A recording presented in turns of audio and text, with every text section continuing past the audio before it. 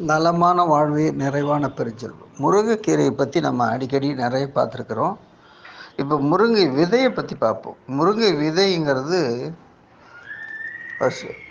Steroid, nature ஸ்டீராய்டுன்னு சொல்லலாம். அந்த அளவுக்கு திறன் மிக்கது முருங்கை விதை. அதோட நேச்சர் லேப் ரிப்போர்ட்டுன்னு சொல்லலாம் முருங்கை விதை. முருங்கை விதையை சாப்பிட்டு ஒருத்தர் என்ன சுவையை உணர்றாரோ அதை வைத்து அவர் உடம்புல என்ன நோய் இருக்குது, பிரச்சனை இருக்குது அப்படின்றத கண்டுபிடிச்சலாம். எடுத்துக்காட்டால் முருங்கை விதையை சாப்பிட்டுட்டு ஒருத்தர் கசப்பு சுவை அதிகமாக இருக்கிறதா சொன்னாருன்னா அவர் வயிற்றில் பூச்சி இருக்குதுன்னு அர்த்தம்.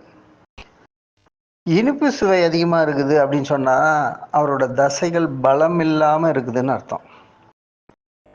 முருங்கை விதையை சாப்பிட்டவர் துவர்ப்பாக இருக்குது அப்படின்னு சொன்னார்னா அவர் உடம்புல ரத்த ஓட்டம் குறைவாக இருக்குதுன்னு அர்த்தம்னு சொல்லி அந்த காலத்தில் இது ஒரு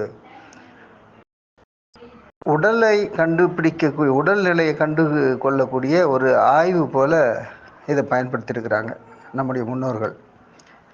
இந்த முருங்கைக்கு பல்வேறு சிறப்புகள் இருக்குது. முருங்கை மரத்தோட அத்தனை பகுதியும் மருத்துவ குணம் மிக்கது. அதோட இலை, தண்டு, பூ, பிசின், பட்டை, இப்படி அதில் உள்ள அத்தனையுமே மருத்துவ குணம் மிக்கது.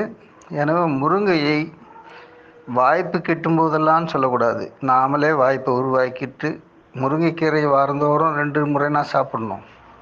முருங்கை விதையும் சாப்பிடலாம் உணவாக.